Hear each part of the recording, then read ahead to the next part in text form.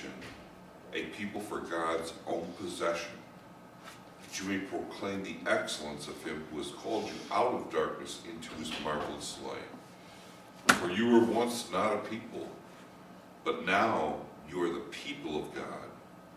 You had not received mercy, but now you have received mercy. I love these verses because it simplifies things. No matter if you're reading Old Testament, New Testament, it breaks it down real succinctly. There's only ever been two types of people. People of God and people who are not of God. You know? Children of God and children of man. Yeah. Children who obey their own desires and wills, and as it says, the lusts and the desires of your I was trying to explain that to Cadence. I said, my brother, who was it? I got a letter that said Brother Tom on it from Mike. Yeah. And I said, well, he's my brother. He says, no, Russ is not. He says, Russell's your brother. You know, so no. Under God, we are God's children. Yeah. We're all brothers and sisters. You know, so and that's why we should treat everybody as a brother or sister. Not looking, not looking down on them and judging them, but looking up to them. That's why I like in verse 10, it says, once you were not a people, you were not unified, you could not declare yourselves all together as a single people. But now you are not just a people, you are the people of God. Yeah. Which is a beautiful thing, because now you're unified under the one glorious Master, who unifies all people. Okay. So. How's the shoulder? Still there. Well, Well, that's important. improved. There you go, bionic. Good to see you out and around. It looks like you're feeling good. Not bad. Goes to our royal priesthood.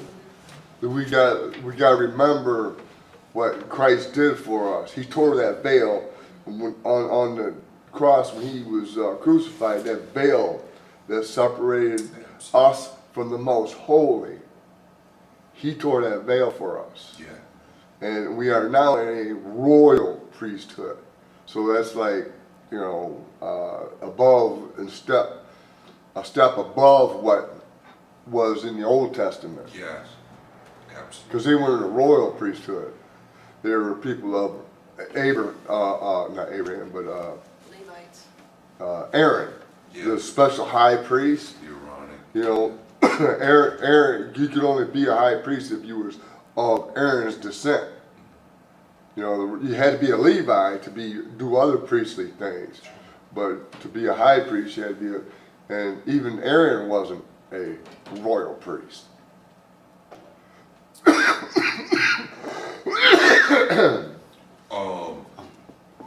has 11 and 12? I can read it. Dear friends, I urge you, as aliens and strangers in the world, to abstain from sinful desires which war against your soul. Live such good lives among the pagans that, though they accuse you of doing wrong, they may see your good deeds and glorify God on the day he visits us. That's important too, to know. There's that old idiom of when you have two dogs, whichever one you feed will grow the strongest. So if we feed those, you know, waywardly desires, obviously, it's going to be a battle. It's better, it's easier said than done, but it's obviously better not to entertain those things or to feed into those things. These verses are, I mean, even more true today than they were when they were written. Because that's what people, might not get put to death like back when Peter was writing this, you know, but we get dehumanized or deplatformed, you know. Sure. They, you know, because of your good, they accuse you of things, you know, of of wrongdoing. They accuse you of wrongdoing, but we're doing the right thing, and they don't like it, and it should, and that's how we're gonna basically take heat, no matter what. If you're living a good life, you're gonna take heat. It doesn't even matter if you're a Christian or not. If you live a good, honorable life, you're gonna get heat. We're among a generation now where it's abhorrent to admit that anything. I'm going to speak my truth. Well, that's what the anthem is nowadays. There's no objective truth. That's yes is no, your black is truth, white. brother. There's no, it's just whatever you want it to be. Yeah. People that follow their own. This is what I'm going to do, and then now we're living in where they want you to play along. They're demanding that you play along with their. It was one thing, crazy enough, when they were like, no, 2 and 2 isn't 4, it's 5. Now they want you to co-sign that and all that type of stuff. So we're coming close to living in the ages that it's getting pretty loose and scary. I mean, it always has been, every generation. Yeah, but well, Peter was writing these very words that are ring true. That's what I'm saying, ring true today. And obviously in between then and now, it was all, because we only live in our timeline, and we see in our line of sight. As we get older, we think things getting worse, but we just are getting older and observe more garbage throughout our lives. Because you got little kids, they're naive, they don't know what's going on. That's why we protect them. We keep them away from, things in school and all that. We keep them because we don't want them to be corrupted at an early age. It's just going to happen because it's around us. We're inundated with it now, especially with the nature of our media. It's like swimming at the. Well, it's the flesh. It's the nature of flesh. Yeah. It's just they want to do what they want to do. Well, the interesting thing is the way that starts out, though. If you think about, if you live as aliens and strangers, think about a tourist going to a new country, you have to actively seek out the things because you don't know where they live. Yeah. You don't know where they are. You don't know where the nearest tavern, brothel, all of the things that pop into our head immediately as the worst places to be. You don't know where those things are. You have to go look for them because you're unfamiliar with the territory and the terrain.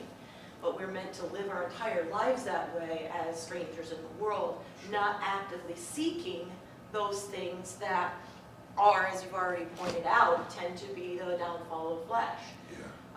And so, it's an excellent point, is that to some degree, you've got to let it in. You've got to open the door in order to allow it to happen.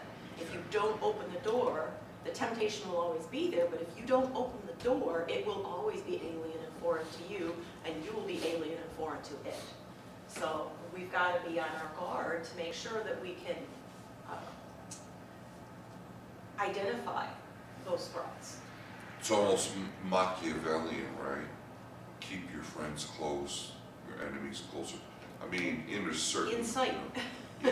And if you look at, verse 12 kind of talks about what we were just talking about a few minutes ago. It says, live such good lives among the pagans. Just that part of the verse says so much. First of all, it says you're not keeping yourselves away from, aloof from, not interacting with people that don't believe. He's saying you live among them. You provide the example. You interact with them. You show them, even if they're saying, oh, you're being intolerant, or you're being judgmental, or you're being some concept that I have in my mind, some stereotype of what Christianity is, just because you have that, you profess that. I'm going to accuse you even though I don't know you. Yeah. That's okay, let them. Because the more exposure that they have to it, us isolating ourselves, circling the wagons, and just staying inside doesn't convert anybody. It doesn't convert anyone. It doesn't show them the truth. It doesn't help us, because then we just become the person bearing the talent. That's the doctor hoarding the medicine. Yeah, Yeah. yeah, the one talent man. Yeah, exactly. Yeah. So, you know, it's not doing what the Bible tells us to do. We have to get out there. We have to, even if it does mean we're going to be laughed at or ridiculed, we have to go out there, interact with love, and just set the example for other people. Let them see, you know, this is what Christianity is, this is what it does, this is the happiness it brings, and make them start to want what we have. Otherwise, they're never faced with having to make a choice. They never have to deal with the kingdom of God. They don't see the light either. Exactly. The glow, the inner light. When you can tell when somebody does something with strings attached, and you can tell when somebody does something that is freely and given by their heart. You know, that is apparent, and when you start seeing that, that's when you start attracting people. That's when they start looking at the light, because that's what Jesus did for us. Sure, Yeah, he didn't feed the 5,000 so they would be there next sermon.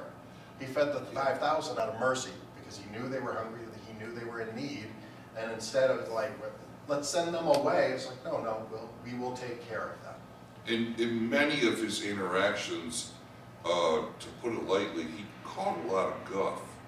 How many times did they take up stones against him? And then the text says that he slipped away, you know, or he was kind of stirring the pot a little bit. He was the ultimate polemicist. I like that word. It's when you are adept at, you're provocative in the way that you make somebody think about something. We talk about echo chambers when we were, but people have friends that don't challenge them, and they just, oh yeah, we believe this, and so, right, brothers? Yeah, we sure believe that, and so they get these ideas that get reinforced and reinforced. Becomes dogma.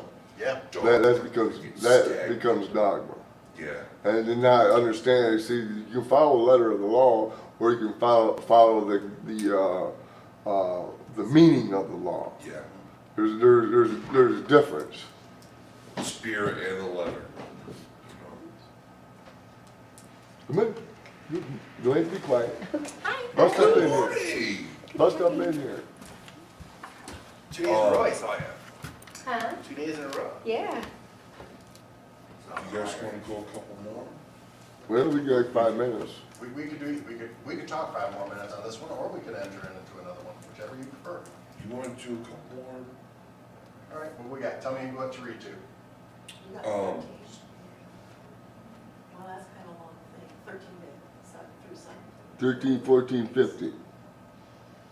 Through 17 is kind of a good, Through 17? yeah, that's kind of all That'll one work too. concept. Submit yourselves for the Lord's sake to every authority instituted among men, whether to the king as the supreme authority or to the governors who are sent by him to punish those who do wrong and to commend those who do right. For it is God's will that by doing good you shall silence the ignorant talk of foolish men. Live as free men, but do not use your freedom as a cover-up for evil. Live as servants of God. Show proper respect to everyone. Love the brotherhood of believers. Fear God. Honor the king. There's a lot to unpack there.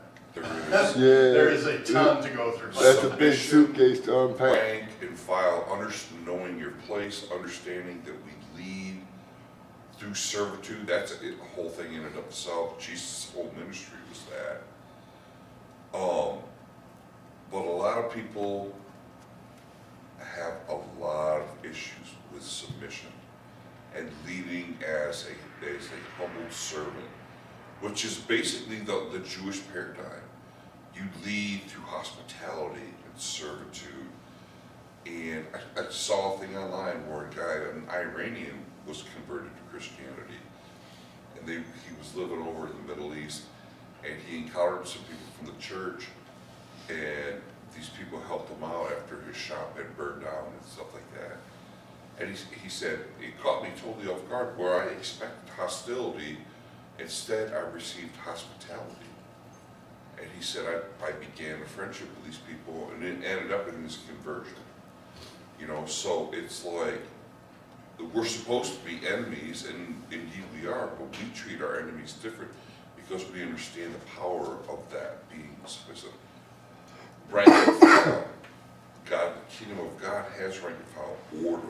He's the God of order. And it'll get into it a little bit later. And a little bit even now. Honor all men, love the brotherhood, fear God, honor the king, the authorities and stuff that are at large, and what have you. So, But don't use it as a cover for evil. no. Yes. Yes. It reminds me of a story. It was a documentary. It was a Jewish person that was documenting, I think it was his grandmother's flight from the concentration camps through France to try and get to freedom through occupied France. And part of this was this journey is he came across this small village in the mountains that would be a way stop, and every single person in this French village in the mountains was Christian. And every single one of them were harboring and hiding the Jews, and the Nazis knew the path was somewhere around here, so they were coming through the village all the time. And but they always harbored them and always helped them to escape.